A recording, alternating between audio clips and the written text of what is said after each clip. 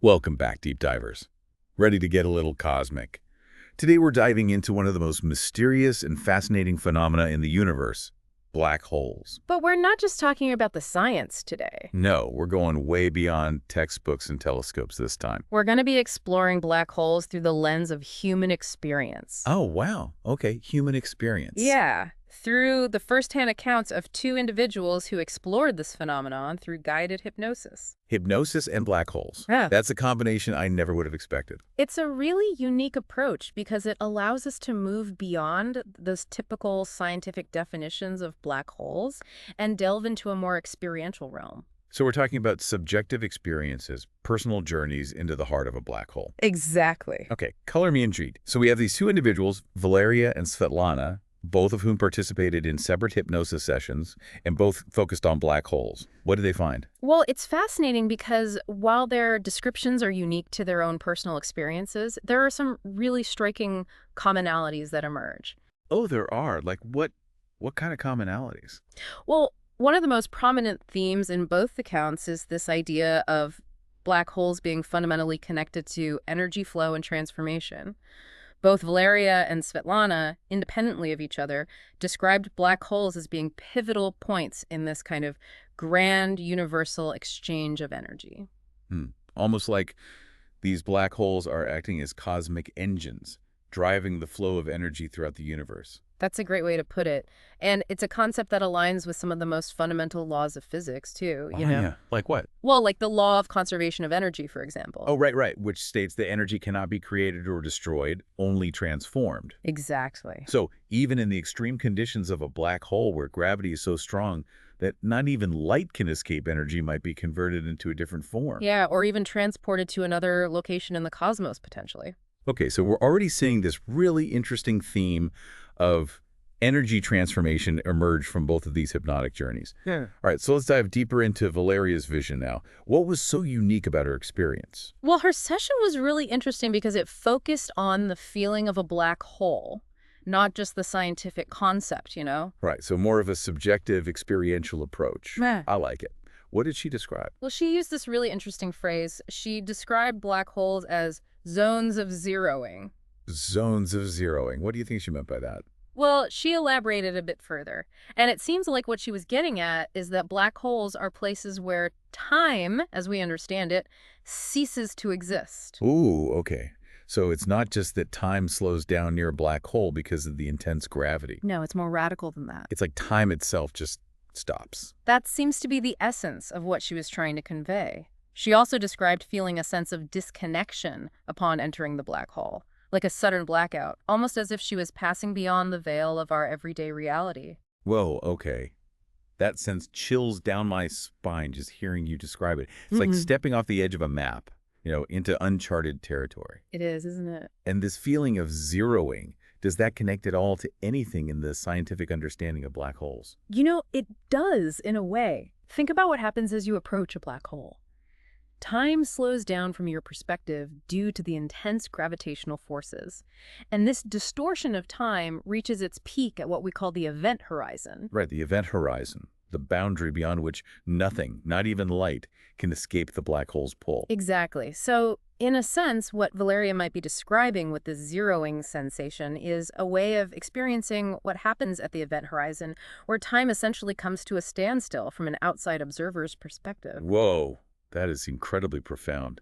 So she's like tapping into this fundamental aspect of black hole physics through her subjective experience. Seems that way, yeah. That's amazing. Okay, so she's talking about time stopping, feeling disconnected from reality. What else did she experience in there? Well, what's even more intriguing is how she linked this concept of zeroing to a sense of balance and harmony within the human experience. Oh, how so? She described black holes as points where everything is renewed and balanced, and she drew a parallel to the state of inner peace we might strive for within ourselves. So could our own inner peace, that state of perfect equilibrium, be our own personal zero point?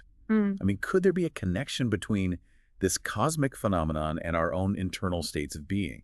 It's a fascinating question to ponder, isn't it? And it leads us to another remarkable aspect of Valeria's vision.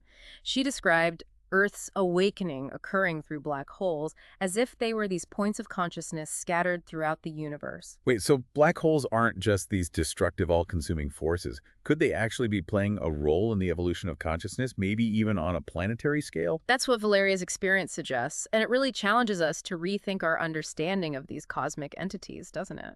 Absolutely. I mean, could black holes be more than just physical phenomena? Could they be tied to consciousness on a grand universal scale? It's definitely a possibility worth considering. This is mind-blowing. Okay, need a moment to process this. We're talking about black holes as points of consciousness potentially influencing the evolution of entire planets. This is getting deep, even for the deep dive. And we're just getting started.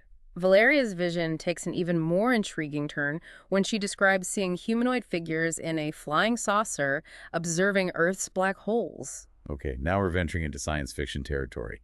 Humanoid figures observing black holes. What could that possibly mean? Well, it raises the possibility of advanced beings with a deeper understanding of these phenomena than we currently possess. Right, like imagine a civilization that has harnessed the power of black holes, or perhaps even learned to travel through them. Yeah. Are they simply observing, or are they playing a role in these processes? It really sparks the imagination. I'm getting chills again. This is truly pushing the boundaries of what we thought we knew about black holes. But one thing that strikes me is that even with these mind-boggling visions, Valeria emphasized that black holes are not something to be feared. That's a crucial point. Fear often stems from the unknown.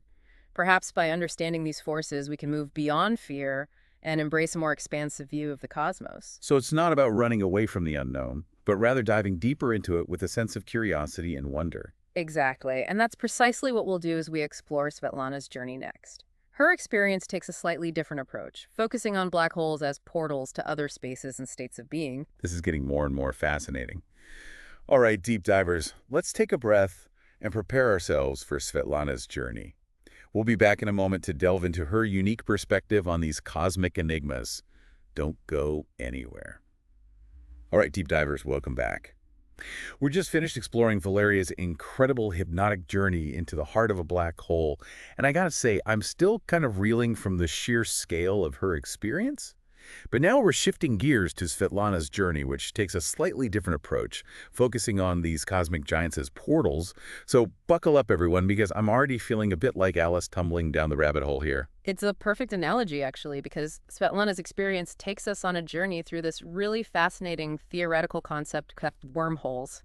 Have you heard of those? Oh, yeah, wormholes. Aren't those like theoretical tunnels that connect different points in space-time? Yeah, exactly. They're like shortcuts through the universe, potentially allowing for travel across vast cosmic distances. So we're talking about like a cosmic expressway through a black hole, something like that? You got it.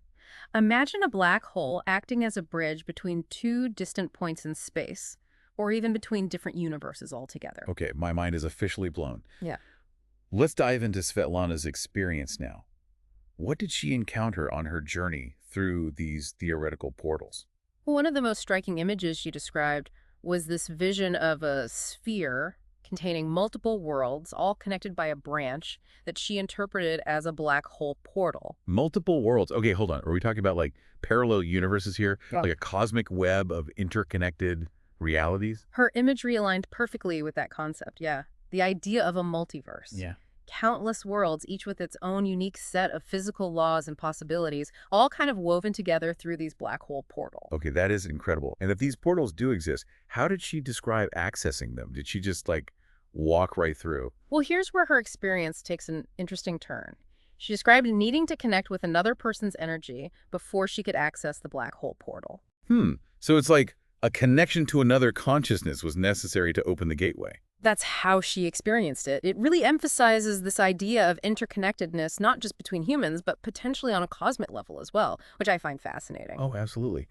Could our connections to others be more profound than we realize, extending even into these cosmic realms? It's a question that invites us to explore the deeper nature of our relationships and the potential for shared experiences that transcend our everyday understanding. Wow, this is giving me a whole new perspective on that phrase, we're all connected. Okay, so what happened after she connected with this other person's energy? Did she make it through the portal? She did, And what she found on the other side echoes the themes we saw in Valeria's experience. She perceived black holes as these mechanisms for the flow and transformation of energy from our world to another realm. She described it as a constant exchange, a cosmic dance of energy between different dimensions. So both Valeria and Svetlana independently describe this connection between black holes and energy flow. It's almost like these accounts are painting this picture of a grand, interconnected universe powered by these black hole engines that are constantly transforming and redistributing energy. Yeah, it's a captivating image, isn't it? And it aligns with what we know about the cyclical nature of the universe, too, you know? Oh, yeah. How so? Well, we know that processes of creation and destruction are constantly unfolding on a grand scale. Perhaps black holes play a crucial role in these cycles, acting as both sinks and sources of energy. That's amazing. Okay, I'm definitely starting to see a pattern here. Both accounts emphasize energy flow, transformation, and interconnectedness. But Svetlana's journey takes a slightly more skeptical turn at one point. She expressed doubts about astronomers actually observing black holes directly, suggesting that they remain, a theoretical concept. Right, and that skepticism is really important, I think. Yeah, I agree. Because while we have accumulated a significant body of evidence pointing to the existence of black holes, much of our understanding is based on indirect observations and mathematical models. Right. It's like we can see the effects, like the way they warp the fabric of space-time and exert a gravitational pull on nearby stars. But we haven't actually seen a black hole directly, have we? Not in the traditional sense, no.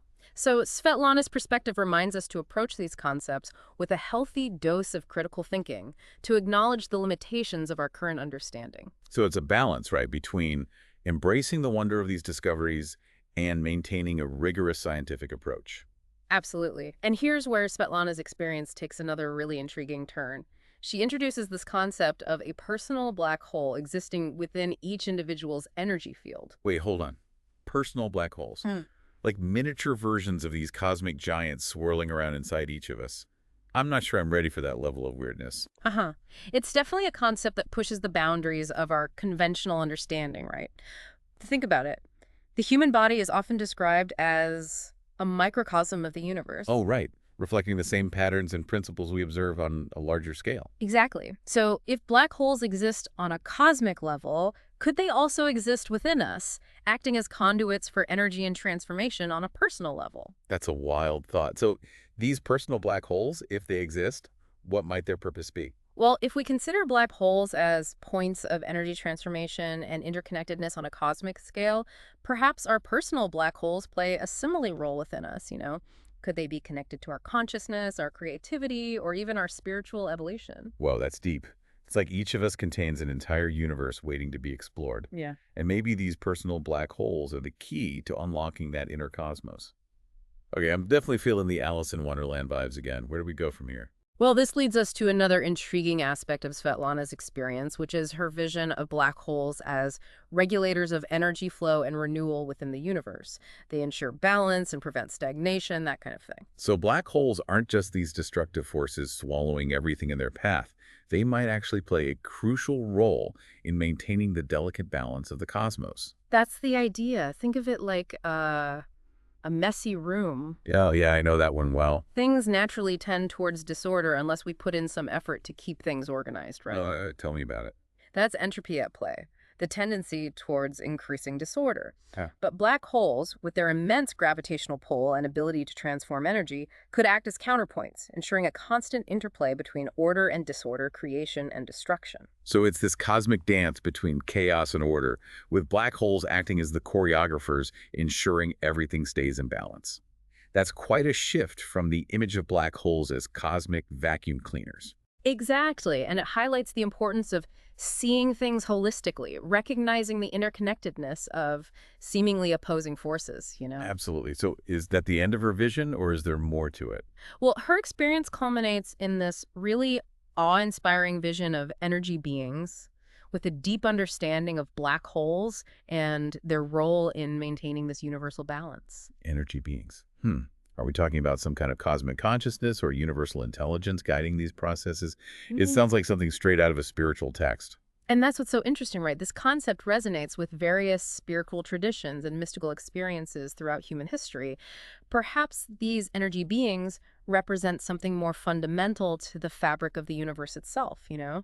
Like manifestations of universal consciousness that permeates all of existence. I love that idea. It is pretty amazing. So we have these two incredible accounts, both pointing towards this profound connection between black holes, energy, and consciousness. It's like we're peering into a reality that's far more expansive and interconnected than we ever imagined. It's definitely food for thought, right? No, absolutely. It's a lot to take in. We'll be right back after a quick break to explore what all of this means for us here on Earth. Stay tuned, deep divers. All right, deep divers, we're back. And I don't know about you, but I'm still processing everything we just heard from Valeria and Svetlana. It's like we went on this incredible journey through the cosmos, and now I'm back on Earth trying to make sense of it all. I think that's the natural response to encountering such profound and mind-bending ideas, wouldn't you say? Yeah, absolutely. I mean, we often think of black holes as these terrifying, destructive forces, but these hypnotic journeys offer such a different perspective, don't they? It's a radical shift, for sure. They paint this picture of black holes as something far more complex and nuanced, maybe even essential for the balance and evolution of the universe. And what I find so fascinating is how these hypnotic accounts actually resonate with a lot of ancient wisdom and spiritual traditions too, right? Oh, absolutely. Like the concept of a universal energy, the interconnectedness of all things, the idea of transcending our limited perception to access a higher reality. It's like these themes have echoed throughout human history in so many different cultures and traditions. It really makes you wonder if these ancient mystics and seers were tapping into something profound, something that science is only now beginning to understand. I think so, yeah. It's like science and spirituality are finally starting to meet, finding common ground in these incredible explorations of the universe. It's truly an exciting time to be alive, isn't it? When we break down those artificial barriers between disciplines and allow different perspectives to inform each other, I think we open ourselves up to a much richer, more profound understanding of the world. So we've learned so much about black holes, but at the same time, it feels like we've only just scratched the surface. That's the beauty of scientific inquiry and of exploring these big questions in general, I think. There's always more to discover, more to learn, more to ponder. So as we kind of wrap up this deep dive into the heart of black holes, where do we go from here? What do we do with all of this information? Well, for me, the key takeaway is this. Our understanding of the universe and of our place within it is far more expansive than we often tend to believe. That's a good point. It's like we limit ourselves with our preconceived notions and assumptions. Exactly. Black holes, these cosmic enigmas, invite us to question those assumptions, to explore the unknown, and to embrace the mystery of existence. They challenge us to consider a much more expansive view of the universe and our place within it. So it's a call to expand our own consciousness. I think so, yeah. To connect with something larger than ourselves and to recognize the profound interconnectedness of all things. And maybe by delving into these mysteries, by pushing the boundaries of what we think we know, we can unlock hidden potentials within ourselves too. Absolutely. Tap into a source of energy and wisdom that's always been there, perhaps. It's like we've been handed this cosmic treasure map, with black holes as the guideposts, leading us towards a deeper understanding of ourselves and the universe. And who knows what incredible insights await us as we continue to follow that map, exploring these mysteries with an open mind and a sense of wonder. Well, deep divers, it seems like we've only just begun to explore this incredible cosmic mystery, and it's clear that there's so much more to discover, but for now we're going to have to leave it there. It's been an incredible journey, and I want to thank you both for diving in with us today. And to all of our listeners out there, remember, keep those minds open, keep exploring, and never stop asking questions. The universe is full of wonders just waiting to be unveiled. Until next time, deep divers.